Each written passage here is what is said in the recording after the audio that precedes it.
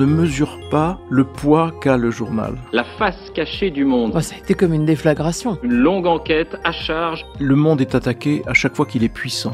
C'est la dénonciation à sens unique, le viol du secret de l'instruction, l'autocratie, le cynisme, l'abus de pouvoir. Toujours, il a été attaqué. J'étais interpellé dans la rue par des gens qui croyaient ce qu'ils avaient lu. Mr. Hyde Colombani menait à la façon d'un chef de clan ses relations et sa capacité de nuire. Tout était, à mes yeux en tout cas, tout était mensonger.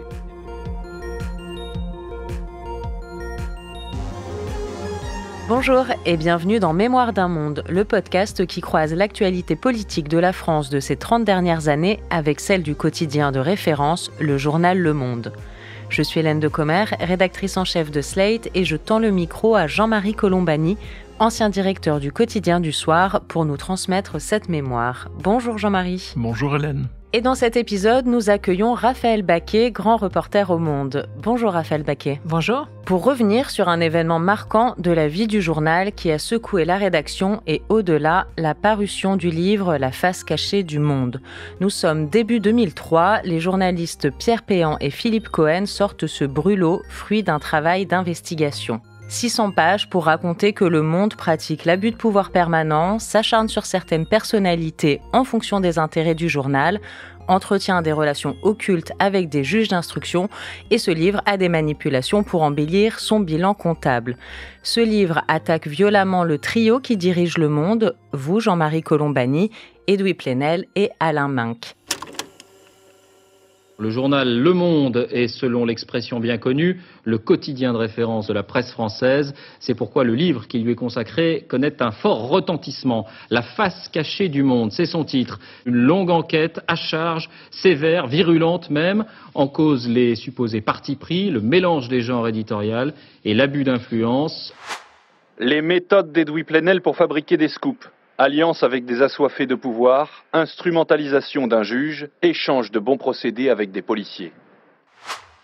Pendant que Dr Jekyll Jean-Marie rappelle à longueur d'éditorial les règles de l'équité et de la libre concurrence, les principes de loyauté et de transparence, Mr. Hyde Colombani menait à la façon d'un chef de clan ses relations et sa capacité de nuire. Alors, Raphaël Baquet, vous êtes à l'époque journaliste, membre de la rédaction du Monde. Vous venez de passer plusieurs années au service politique et vous travaillez à ce moment-là pour le magazine Le Monde 2. Est-ce que vous pouvez nous raconter un peu comment la sortie de ce livre a été reçue au sein de la rédaction ? Ça a été comme une déflagration. D'abord, c'était un duo un peu improbable qui s'était réuni pour faire ce livre. Ils avaient fait un gros pavé, ultra accusateur, très pénible, et c'est vrai que ça a entraîné un climat de suspicion à l'intérieur de la rédaction, ce qui était évidemment très désagréable et blessant pour tous les journalistes. Et au fond, le journal s'est retrouvé mis en accusation, pas seulement ses dirigeants, le journal en tant que tel. Et donc, on était un peu hésitant, à vrai dire. La rédaction ne savait pas très bien quoi en penser. Est-ce qu'il fallait vraiment prendre au sérieux cet énorme pavé et donc y répondre point par point, ou est-ce qu'il fallait au contraire le balayer parce que, à vrai dire, c'était pas la première fois que le monde avait été attaqué dans son histoire. Toujours, il a été attaqué. Toujours, il a représenté une sorte de magistère et sans arrêt, il a été attaqué par tous les camps politiques d'ailleurs, ou des anciens du journal. Et donc, c'est une espèce de rengaine de son histoire aussi. Et là, il y a une mécanique quand même, puisqu'il se trouve que le livre s'est très très bien vendu. Et c'est peut-être ça aussi qui a fait que c'était plus difficile de le mettre sous le tapis. Il a été réimprimé, vendu à 200 000 exemplaires, ce qui est énorme. Et c'est peut-être là que ça a pris une dimension importante. Je pense que la plupart des journalistes de la rédaction ont sous-estimé, parce que le livre était assez foutraque, en vérité. C'était une espèce de collation de quantité de chapitres, dont certains prenaient l'allure d'une enquête, d'autres étaient tout à fait éditorialisants. Je pense à ce chapitre qui s'appelait « Il n'aime pas la France », qui était un chapitre accusateur et très idéologique, à vrai dire. Donc, il a été un peu sous-estimé, mais par la force des auteurs aussi, et puis la force du sujet. Le Monde, plus 2 auteurs, dont un qui faisait des best-sellers depuis toujours, Pierre Péan, ça a donné une espèce d'énorme succès et d'énorme audience à ce livre, au-delà de ce que ça aurait pu être comparé à ce qu'était le manuscrit lui-même. Est-ce que vous pouvez nous détailler un peu qui étaient ces 2 auteurs, justement? Alors, Pierre Péan, c'est vrai qu'on le connaissait un peu plus, Philippe Cohen peut-être moins. Qui étaient-ils et pourquoi est-ce qu'ils ont fait cette association-là pour s'en prendre au Monde, à votre avis? Pierre Péan, il est très connu à l'époque. C'est un journaliste, évidemment un enquêteur, qui a beaucoup enquêté sur les réseaux de France-Afrique, notamment, sur l'Afrique, sur la politique, sur François Mitterrand. C'est un grand admirateur de François Mitterrand. Il est en fait tombé sous le charme de François Mitterrand. Lui-même, il est d'une famille dont il a écrit l'histoire. Il est une famille vendéenne qui a été écrasée sous la Révolution. Et donc, il est un homme un peu solitaire qui travaille seul sur ses enquêtes avec manifestement un très beau carnet d'adresses. Et puis Philippe Cohen, c'est un peu son contraire, à vrai dire. C'est très étonnant qu'ils se soient associés. Alors Philippe Cohen, moi je l'ai connu à Marianne et j'avais de très mauvais rapports avec lui. Mais Philippe Cohen, c'est quelqu'un qui vient de l'extrême gauche mais qui est devenu souverainiste, très anti-européen. Tout ce que représente le monde, à vrai dire, est son cauchemar. Il est très très anti-européen, très chevènementiste, un peu fiévreux, intelligent, très névrosé. Et leur association, elle est assez baroque, à vrai dire, parce qu'ils ne sont pas tellement faits pour s'entendre. Mais je crois que chacun enquêtait de son côté sur le monde. Ils ont décidé de s'associer pour décupler leurs forces. Mais le plus connu des deux, c'est quand même Péan. Et d'ailleurs, leur contrat d'édition est inégal. C'est Péan qui a les 2/3 des droits d'auteur et Philippe Cohen qui n'en a qu'un tiers. Donc c'est un duo assez particulier qui n'est pas très harmonieux. Mais en tout cas, ils ont une force de frappe très importante. Pour vous, Jean-Marie, il y avait une vraie visée idéologique, une volonté de destruction en rapport avec les idées et avec ce que vous défendiez au monde dans cet ouvrage? Il y avait une volonté de tuer, en tout cas, c'est très clair. Et pour faire référence à ce que disait Raphaël tout à l'heure, le monde est attaqué à chaque fois qu'il est puissant. Et la caractéristique de la période, c'est que nous avions rendu le monde à nouveau puissant, puisqu'il était au plus bas, moi, quand j'ai été élu, et qu'ensuite il est redevenu quelque chose de puissant, d'influent, etc. Et donc, à chaque fois que le monde est dans une grande période, il subit des attaques de cette nature, y compris dans le lancement d'un quotidien qui était censé lui faire concurrence, qui s'appelait J'informe. C'est un scénario assez connu. Le mélange des deux auteurs vient de la personnalité de l'éditeur, c'est-à-dire Claude Durand. Claude Durand avait un compte à régler avec nous parce qu'il nous reprochait d'avoir critiqué et dénoncé un de ses auteurs favoris, Renaud Camus, en raison d'écrits à nos yeux antisémites. Et donc, il nous avait violemment reproché cela, et c'était une façon de se venger pour lui. Et sa manœuvre a été très intelligente parce qu'il y avait 2 projets de livres distincts. Il les a réunis, et il les a réunis en plus autour de l'Express de l'époque. Et l'Express en a fait une sorte de digest, et c'est l'Express, en fait, qui a permis au livre de faire sa percée. Parce que c'était un digest des pires extraits et des pires choses qui étaient données à la lecture avant même d'acheter le livre. Et donc c'est ça qui a fait la puissance du choc, en fait. Donc c'était la maison d'édition Fayard. Fayard, absolument.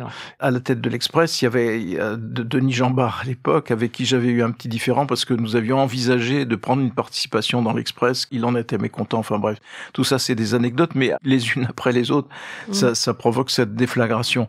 Moi j'ai tout de suite eu une interprétation politique de l'opération parce que je voyais bien que, et à l'Élysée, côté Mitterrand, et chez Jacques Chirac, il y avait une opposition très, très forte au monde et une volonté de nous affaiblir, en tout cas. Et donc, il y a eu d'ailleurs des relations qui ont permis à ceux-là de se liguer contre nous. Donc moi, ma lecture était très politique. C'est-à-dire que ça aurait été, sinon téléguidé, au moins alimenté? En tout cas, alimenté, bien sûr. Alimenté, très certainement. En information? Très certainement, en tout cas en information. Et puis, il y avait une part d'attaque personnelle qui était absolument insupportable et mensongère. Tout était, à mes yeux en tout cas, tout était mensonger dans ce livre. Mais quand on est le nez dans le guidon, on ne mesure pas le poids qu'a le journal.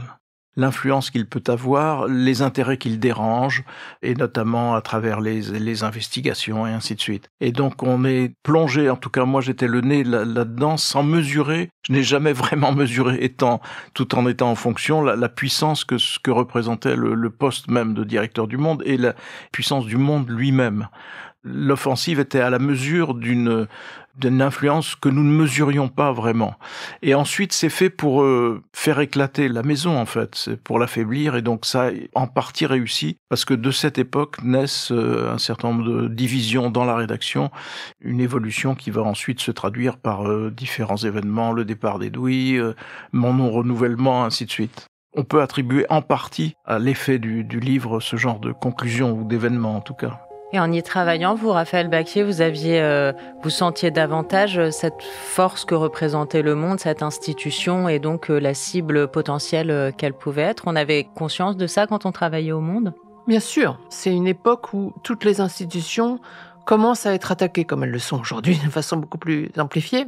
Et Le Monde est une institution, et une institution démocratique, social-démocrate au fond, hein. C'est quand même son histoire. Et donc bien sûr que c'est aussi en tant qu'institution que le journal est attaqué. Et sa tête aussi, cette alliance que Jean-Marie Colombani et Edoui Plenel composaient, qui était une alliance elle aussi assez baroque, il faut bien le dire tout de même, parce que Jean-Marie, venu d'un milieu centrisme de la social-démocratie, et Edoui Plenel, qui venait au contraire de l'extrême gauche, du trotskisme, avec deux caractères très affirmés, assez différents, évidemment que ça représentait une forme d'alliance inadmissible, incompréhensible parfois pour l'extérieur, et parfois dangereuse pour les autres pouvoirs, les pouvoirs politiques ou les pouvoirs économiques, mais surtout les pouvoirs politiques. Le problème, c'est qu'en France, c'est souvent mal toléré par les politiques, justement. Alors aujourd'hui, la période a complètement changé, hein, parce que les règles des médias et de l'information sont très différentes. Il y a notamment le poids des chaînes d'infos et le poids des réseaux sociaux, donc on n'est plus du tout dans le même univers. Ce qu'il faut noter, c'est que face à cette offensive, moi j'ai essayé de préserver la maison et sa cohérence au maximum. Quand je regarde avec le recul, je me dis qu'on s'est certainement pas suffisamment bien défendu. Alors justement, est-ce que vous pouvez nous expliquer comment a réagi le journal ? Comment vous, la direction, avez réagi ? Je vais laisser Je vais laisser parler Raphaël, mais moi j'ai regretté de ne pas être plus offensif dans la défense, parce que d'abord il y avait des choses inadmissibles qui étaient dites, et puis en même temps je pensais qu'il fallait au fond laisser passer la vague, plutôt que de l'affronter en duel. Et peut-être le duel aurait été préférable. Raphaël Baquier ? Moi, je crois que le journal s'est mal défendu. Oui, ça c'est vrai. D'abord parce qu'il a voulu traiter par le mépris, au fond, le livre. Or, ses auteurs étaient sur tous les plateaux de télévision et toutes les chaînes de radio. Donc, il n'y avait personne en face. En tout cas, pas de la direction du Monde, ni même de journalistes du Monde. Donc ça, évidemment, c'était une erreur. Hein, avec le recul, on le voit, c'est facile de le dire maintenant, mais le journal n'a fait qu'une espèce de recension des erreurs presque anecdotiques, au fond. Ça paraissait très mineur par rapport à la charge qu'était le livre, et du coup, ça laissait supposer que nous n'avions pas d'éléments pour répondre. Donc ça, c'était mortel.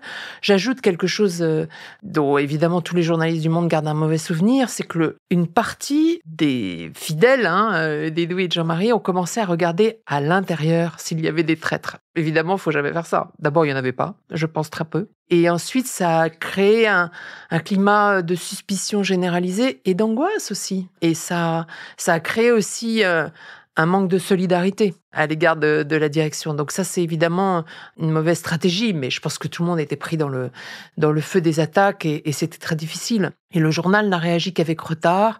Et ensuite, par cette émission que vous avez faite, Jean-Marie Edoui et Alain Minc, qui était très mauvaise dans la forme. Bref, le journal n'a pas su comment faire. Bienvenue sur le plateau de Campus. Nous sommes évidemment ravis de vous accueillir pour le livre dont tout le monde parle, le livre qui a été signé par Pierre Péan, un enquêteur que vous connaissez bien, et Philippe Cohen, qui s'appelle La face cachée du Monde. Il s'agit évidemment du journal Le Monde. Au fond, ce qui constituait les reproches essentiels qui sont formulés par Péan et Cohen pour la direction du Monde, que représentent ici ce soir donc Jean-Marie Colombani, Alain Minc et Edoui Plenel. En gros, je les reprends. C'est la dénonciation à sens unique, le viol du secret de l'instruction, l'autocratie, le cynisme, l'abus de pouvoir, le trafic d'influence, j'en passe et des meilleurs. Campus, le générique.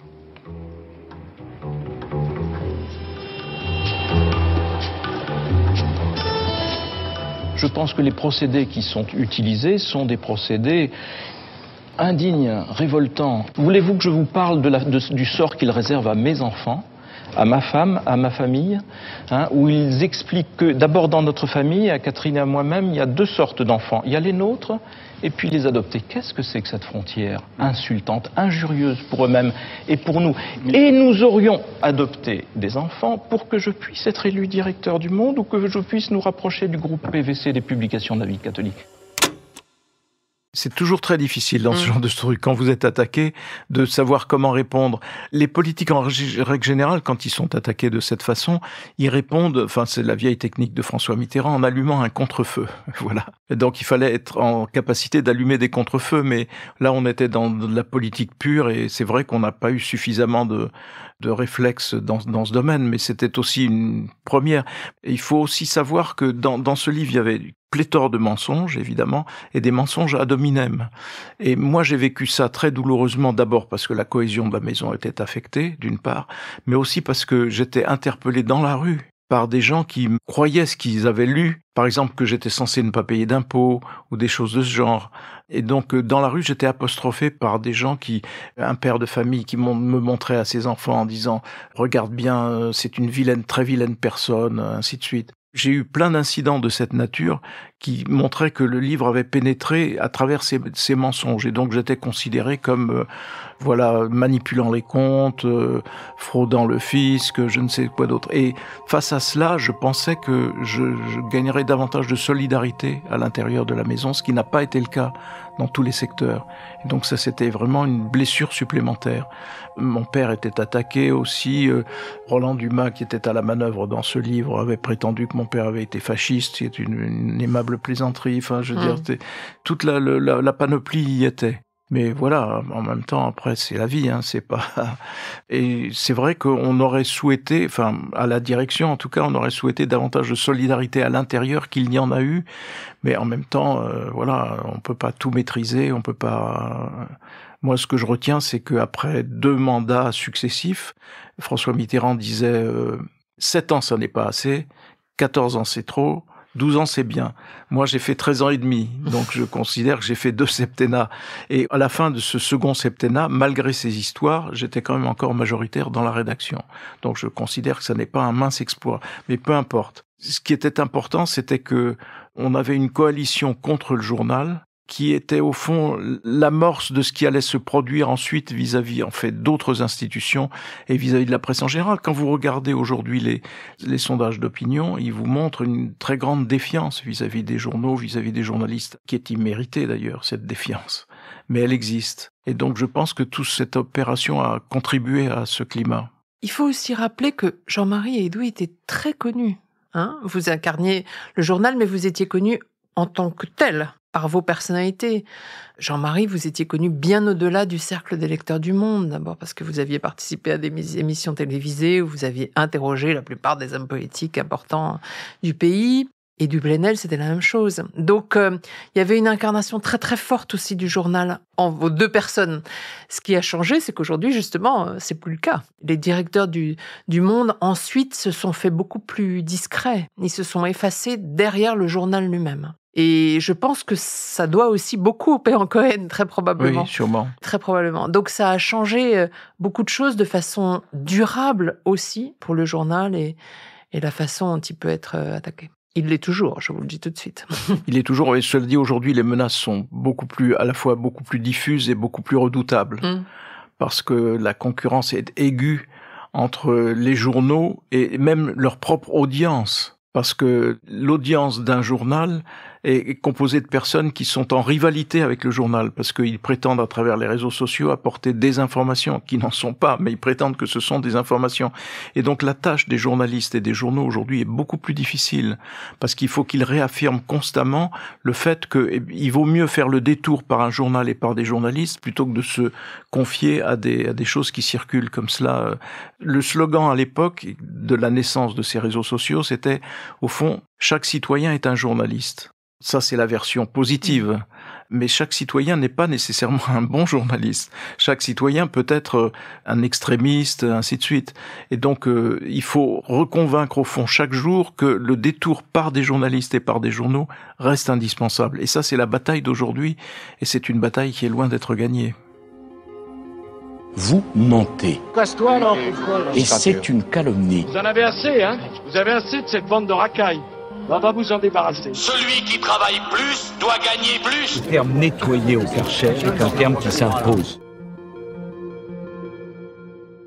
On vient d'entendre Nicolas Sarkozy, une voix bien identifiée maintenant, un homme plus tout à fait inconnu au tournant des années 2000, un homme politique qui a le vent en poupe, ministre de l'Intérieur 2 fois depuis 2002, de l'économie et des finances, député des Hauts-de-Seine, président de l'UMP.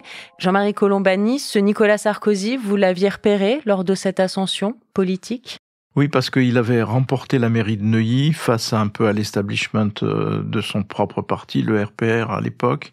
Il était tout jeune et il avait fait montre d'une audace assez peu fréquente. Et j'étais à l'époque un des animateurs de l'émission Questions à domicile avec Anne Sinclair. Et la direction de la chaîne TF1, en l'espèce Étienne Moujotte, nous avait dit « mais il faudrait renouveler vos invités, il faut pas qu'on ait toujours les mêmes, ainsi de suite. » Et donc moi j'étais parti à la chasse aux jeunes talents, aux jeunes espoirs de la droite, et donc j'avais sélectionné Nicolas Sarkozy, et à l'époque quelqu'un qui s'appelle Dominique Perben, qui allait devenir ensuite garde des Sceaux.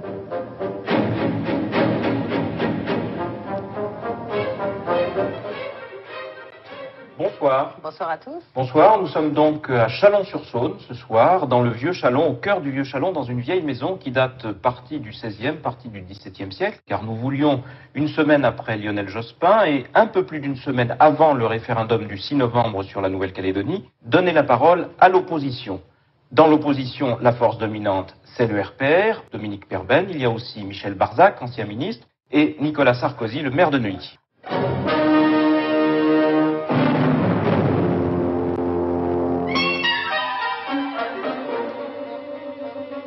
Au terme rénovation, je préfère celui de modernisation. Chaque formation politique de ce pays, gauche-droite confondue, doit engager une réflexion profonde sur sa propre représentativité. C'est ça la modernisation. On a fait ce Question à domicile à Chalon, qui a été la première grande émission de télévision de Nicolas Sarkozy. Et ensuite, ça a enclenché un processus qui n'a plus jamais cessé, puisque Nicolas Sarkozy s'est révélé être une bête de scène, en tout cas un homme de télévision assez redoutable, et il a été ensuite invité un peu partout. Donc voilà le départ de ce que je connais de Nicolas Sarkozy. Ensuite, ce qui est marquant chez lui, c'est l'art et la manière qu'il a eu de s'imposer. Et il expliquait toujours que il avait un problème. Son problème, c'est qu'il voulait être tout en haut. Et donc, c'était son expression favorite. Tu comprends, moi, je veux être tout en haut. Tout en haut, c'est l'Élysée, c'est évidemment le président de la République. Et Jacques Chirac l'avait sélectionné aussi, et l'avait inscrit dans son gouvernement. Ça ne l'avait pas empêché de mener une guerre terrible contre Jacques Chirac, président de la République. Et lui étant ministre de l'Intérieur, Jacques Chirac, à un moment, avait dû, pour le recadrer et pour essayer de le calmer, prononcer cette fameuse phrase « Je décide, il exécute ». Alors que Nicolas Sarkozy passait pour quelqu'un qui, évidemment, décidait et exécutait ses propres commandements. Non, Jacques Chirac avait dit « Le président de la République, c'est moi, je décide et il exécute », donc ramener Nicolas Sarkozy au rang d'exécutant. Ça n'a pas empêché Nicolas Sarkozy de continuer sa campagne féroce contre Jacques Chirac, président de la République, parce qu'il voulait incarner une rupture. Et il considérait que, à juste titre d'ailleurs, qu'une présidentielle ne se gagne pas sur la continuité, mais se gagne sur l'idée d'une rupture avec ce qui vient de se dérouler. Et donc, cette rupture a passé par des qualificatifs adressés à Jacques Chirac absolument invraisemblables. Enfin, c'était le roi fainéant, quand même. Un ministre de l'Intérieur qui dit du président, c'est un roi fainéant, il faut le faire. Et c'était, au-delà du roi fainéant, c'était quelqu'un qui était préoccupé par, comme Louis XVI, par le réglage des serrures. Donc, vous voyez, c'était toutes ces allusions historiques qui étaient tout aussi déplacées et déplaisantes les unes que les autres. Pour illustrer l'attitude de Nicolas Sarkozy vis-à-vis de Jacques Chirac et de son propre gouvernement, il y a l'épisode des émeutes de 2005. Émeutes de banlieue qui font craindre le pire. 24 heures après la mort de 2 adolescents à Clichy-sous-Bois, les circonstances du drame restent toujours confuses. Les 2 jeunes sont morts, électrocutés. Étaient-ils poursuivis par la police? Des témoins l'affirment, mais les policiers démentent formellement. En tout cas, la ville a été le théâtre de violentes émeutes une bonne partie de la nuit. Plusieurs voitures incendiées, des pompiers débordés, des abribus saccagés. Voici ce que l'on pouvait voir cette nuit aux abords de la mairie de Clichy-sous-Bois. Un centre-ville défiguré par des scènes de violence urbaine. Et le gouvernement, à l'époque dirigé sous l'autorité de Jacques Chirac par Dominique de Villepin, décrète l'état d'urgence. Et Nicolas Sarkozy est fou de rage de cette annonce. Il me téléphone le soir même où Dominique de Villepin fait cette annonce. Et Nicolas Sarkozy me dit, ils sont fous. Ils sont fous. On ne décide pas l'état d'urgence. C'était une mesure qui rappelle les pires épisodes de la guerre d'Algérie. Pendant la guerre d'Algérie, qu'est-ce que ça veut dire? En tout cas, moi, je peux te garantir que les préfets n'appliqueront pas cet état d'urgence. Les préfets n'obéiront pas à cette consigne. Vous voyez, pour vous traduire un peu l'atmosphère qui pouvait régner dans les rangs de ce gouvernement. Ça n'empêchera pas Nicolas Sarkozy ensuite d'être élu, après avoir mis de côté et éliminé dans la compétition Dominique de Villepin, puisque la compétition entre les deux est déjà affichée, avec un espoir pour Dominique de Villepin de contenir Nicolas Sarkozy et ensuite de le supplanter. C'est Nicolas Sarkozy qui va gagner. Mais c'était la marque de Nicolas Sarkozy qui ensuite, grâce à cela d'ailleurs, grâce à ce positionnement, deviendra président de la République, mais au prix de batailles mémorables. Et une autre marque de fabrique de Nicolas Sarkozy, c'est évidemment la politique sécuritaire qu'il a menée, le véritable tournant sécuritaire qu'il a fait prendre à la France dans ces années-là. Il y a des lois importantes qu'il a fait passer, le fichage des empreintes génétiques pour toute personne soupçonnée d'un délit, sauf financier, le principe des peines planchées qui a été repris après par Rachida Dati, les radars automatiques aussi pour les automobilistes, et puis ce fameux un fait divers, une loi, cette façon de réagir à chaque fait divers et puis aussi d'occuper l'espace médiatique. Donc c'était un style, mais c'était aussi une vraie idéologie politique qu'il a portée, qu'il a fait appliquer en France et qui lui a valu finalement une bonne cote de popularité. Mais avant la cote de popularité, il y a ce qui restera comme le legs principal politique de Nicolas Sarkozy d'ailleurs. C'est celui qui a fait reculer le Front National à l'époque, celui de Jean-Marie Le Pen.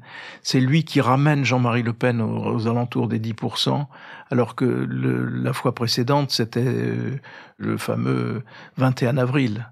Et les 17% de Jean-Marie Le Pen. Donc il est celui qui fait reculer le Front National de Jean-Marie Le Pen, parce qu'il arrive à détourner une part de l'électorat de Jean-Marie Le Pen vers lui-même. Et donc c'est la rançon de cette politique que vous venez de décrire. Oui, mais c'est un électorat qui après revient en force et plus nombreux quand même. Oui, mais simplement, le temps où il est là et le temps où il est à la manœuvre, c'est cette politique qu'il applique et qui porte ses fruits.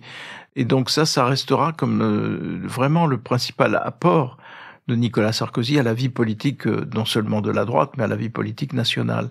Et donc ça l'a ancré dans cette idée qu'il fallait n'avoir aucun tabou. Et évidemment, il est allé trop loin, notamment dans son fameux discours de Grenoble, qui est un virage vraiment très très à la droite de la droite, et qui fera au fond le lit de sa défaite face à François Hollande. La politique a fait son grand retour en plein cœur de l'été avec ce discours particulièrement musclé de Nicolas Sarkozy aujourd'hui.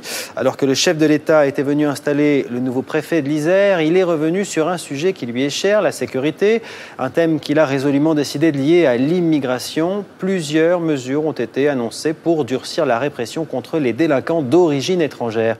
Nous subissons les conséquences de 50 années d'immigration insuffisamment régulée, qui ont abouti à un échec de l'intégration. Je prends mes responsabilités.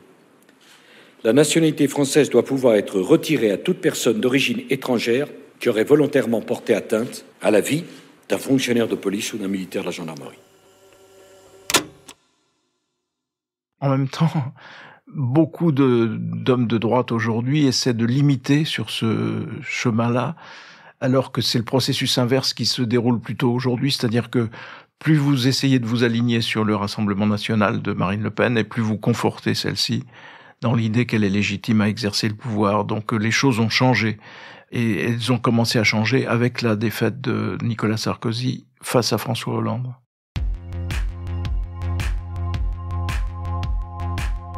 Vous venez d'écouter Mémoire d'un monde, un podcast de Jean-Marie Colombani, produit et réalisé par Slate Podcast. Direction éditoriale, Hélène Decommer. Présentation, Hélène Decommer. Production éditoriale, Hélène Decommer et Aurélie Rodriguez. Conseillère éditoriale, Florence Colombani. Prise de son, montage et réalisation, Aurélie Rodriguez. Musique, Victor Benamou.